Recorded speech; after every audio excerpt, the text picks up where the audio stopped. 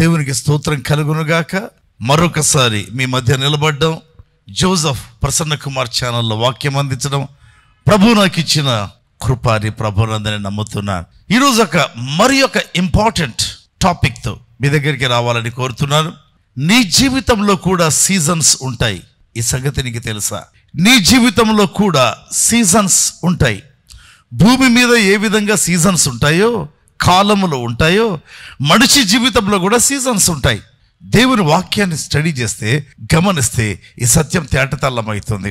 ఆదికాండం 8:22 మనం గమనిస్తే దేవుడు అంటాడు, భూమి నిలిచి ఉన్నంత వరకు వెదకాలము, కోతకాలము, శీతకాలము, శీతోష్ణ కాలాలు, రాత్రింబగళ్ళు ఉండక మానవు అన్నాడు. భూమి నిలిచి ఉన్నంత వరకు శీతకాలం ఉంటుంది, కోతకాలం ఉంటుంది, అదేవిధంగా వేసవి కాలం ఉంటుంది, పగలు రాత్రి ఉంటాయి, ఉండక మానవు.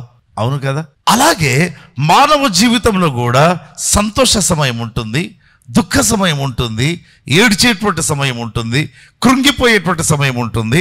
దేవుని వాక్యంలో మనం గమనిస్తే ప్రసంగి 3:1-8 చూస్తే పెద్ద జాబితా ఇచ్చారు, ఏ దానికి ఏ కాలం ఉంది అనేది. అందులో ప్రత్యేకంగా అంటారు, దుఃఖపడుటకు సమయము కలదు. అంటే ఒక టైం, ఇంగ్లీష్ బైబిల్లో అయితే ఒక టైం అపాయింట్ చేయబడింది. దుఃఖించేదానికి ఒక టైం పెట్టాడట దేవుడు, సంతోషించేదానికి మరొక టైం పెట్టాడు. కనుక మానవ జీవితంలో కూడా it's a mixture of experiences అండి.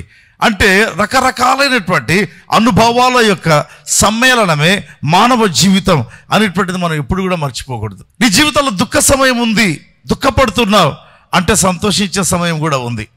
సంతోషపడుతున్నావు అంటే అక్కడే ఉండొద్దు. ఎందుకంటే ఉండవద్దట దుఃఖములోకి వెళ్ళమని కాదు, నీ ఆలోచనలో ఓకే తప్పకుండా మరి యొక్క దుఃఖ సమయం అనేది ఉంది. ఎందుకంటే మానవ జీవితంలో దేవుడు ఈ విధంగా కాలములను నిర్ణయించాడు. ఒకవేళ నీ జీవితంలో ఎప్పుడు నా జీవితం ఇంతేనా అనుకుంటే, దానియేలు గ్రంథం 2:21 చెప్తుంది, ఆయన అంటే దేవుడు కాలములను సమయములను మార్చువాడై ఉన్నాడు. ఎంత శక్తిగల దేవుడు అంటే కాలములను సమయములను మారుస్తాడు. దుఃఖ సమయాన్ని సంతోష సమయంగా మార్చగలడు, సంతోష సమయాన్ని దుఃఖ సమయంగా మార్చగలడు. అంటే వాటన్నిటిని ప్రభు తన స్వాధీనంలో ఉంచుకున్నాడు అని యేసుక్రీస్తు తన వాక్య పరిచర్యలో చెప్పినట్టుగా మనం చూస్తాం. దేవుని వాక్యంలో గమనిస్తే నిర్గమకాండం 15:27 తరువాత వారు ఏలీమునకు వచ్చిరి అనేటువంటి మాట దేవుని వాక్యంలో రాయబడింది. తరువాత ఏలీమునకు వచ్చారు. ఏంటంటే తరువాత ఏలీమునకు ముందెక్కడ ఉండినారు? మారాలో ఉండినారు. ముందెక్కడ? మారా. చేదైనటువంటి నీరు, చేదైన అనుభవం. ఆ నీరు తాగితే చచ్చిపోతారు, హెల్త్ ప్రాబ్లమ్స్ వస్తాయి. ఆ చేదైన నీరు అయిపోగానే తరువాత, ఆ చేదు అనుభవం తర్వాత ఏమైందంట? ఏలిమునకు వచ్చారు. అక్కడ 12 నీటి బుగ్గలు, 70 ఈత చెట్లు ఉండినవి అని బైబిల్లో రాయబడింది. అంటే చేదైన నీరు నుంచి మంచినీటికి వచ్చారు.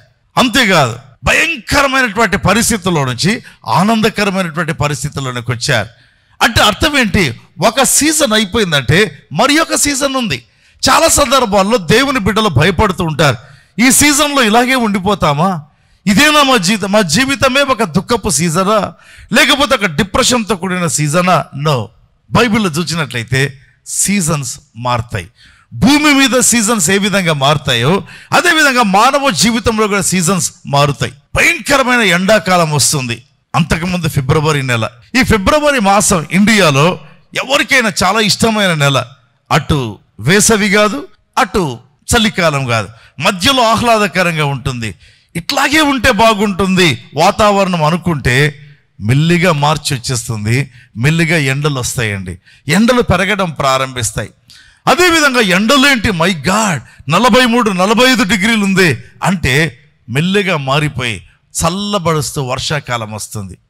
ఇన్ ద సేమ్ వే మానవ జీవితంలోని సీజన్స్ మనం గుర్తించాలి. ఏనాడు దిగులు పడకూడదు, దుఃఖపడకూడదు. బైబిల్లో గమనిస్తే సమూయేలు 1 గ్రంథం 1:18 హన్న నాట నుండి దుఃఖముగా ఉండుట మానెను.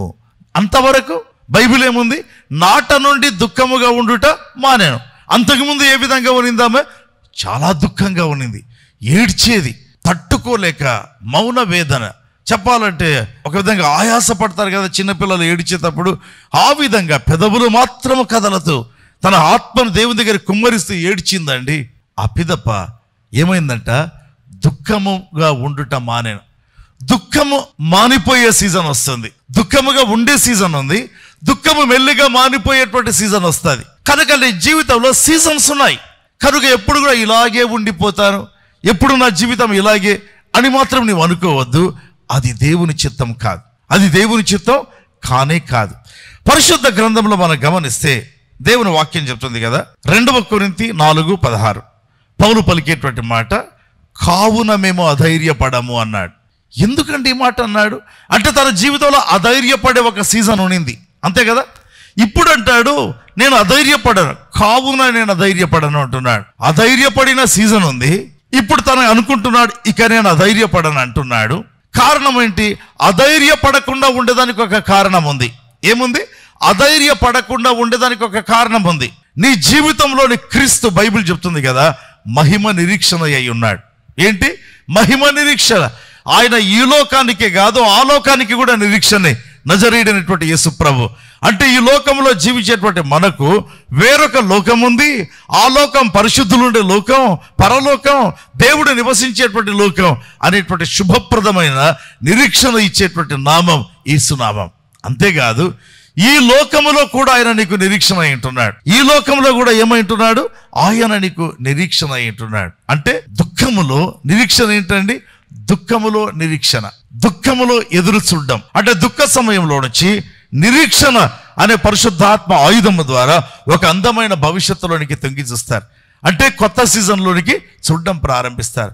కనుక నీ జీవితంలో తెలుసుకోవాలి, సీజన్స్ మారుతూ ఉంటాయి. నీ దుఃఖ కాలం, నీ యొక్క డిప్రెషన్, ఒకవేళ నీకు ఉండేటువంటి అన్ఎంప్లాయ్మెంట్ సీజన్, అందామా సీజన్ అనే మాట వాడుతున్నాను, లేకపోతే హెల్త్ కండిషన్ అసలే బాగలేని సీజన్, ఇవన్నీ కూడా దేవుని వాక్యాలు చూస్తాం కదా, అవి మారిపోయేటువంటివి ఉన్నాయి. బైబిల్లో విలాప వాక్యములు 3వ అధ్యాయం 23వ వచనాన్ని మనం చూద్దాం. అనుదినము నూతనముగా ఆయనకు వాత్సల్యత పుట్టుచున్నది.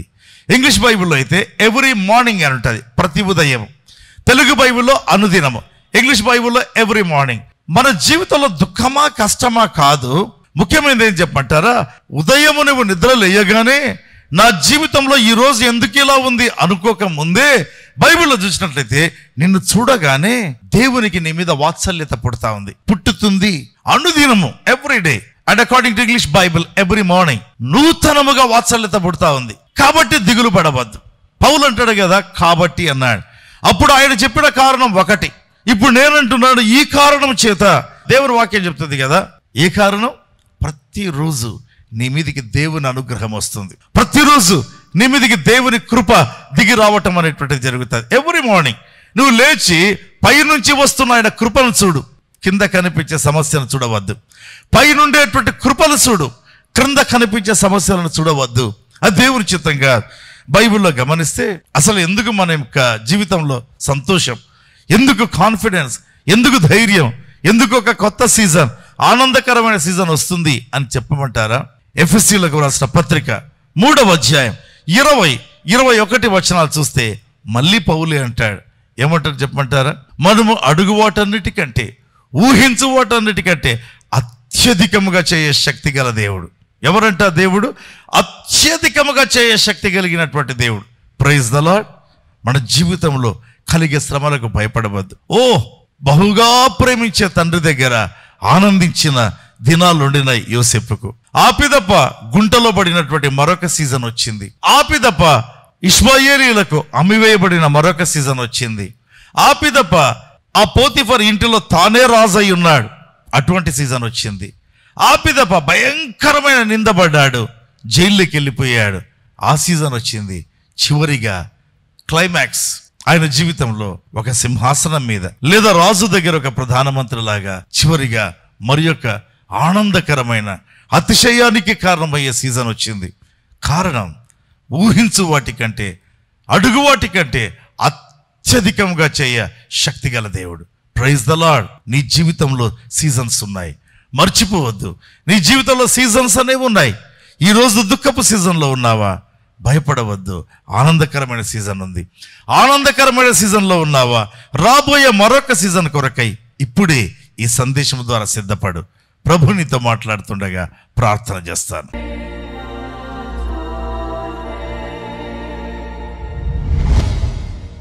ప్రేమగల పరిశుద్ధమైన తండ్రి, మీకు స్తుతి, మీకు మహిమ, మీకు ఘనత అయ్యా, మీకు ప్రభావం కలుగునుగాక.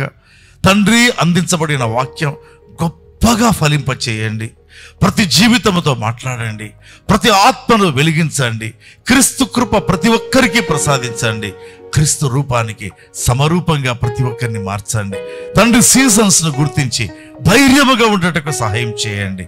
మీకే స్తుతి తెలుపుతూ యేసు నామమందు అడుగుతున్నాము తండ్రి, ఆమేన్. ఎవరైతే దేవుని వాక్యం ద్వారా ప్రభావితులయ్యారో ఇలాంటి సందేశాలను ఇతరులకు షేర్ చేయండి. రెండవదిగా యూట్యూబ్ ఛానల్ ఇప్పుడే సబ్స్క్రైబ్ చేయండి. జోసెఫ్ ప్రసన్న కుమార్ ఛానల్ తప్పకుండా సబ్స్క్రైబ్ చేసి నోటిఫికేషన్ బెల్ క్లిక్ చేయండి.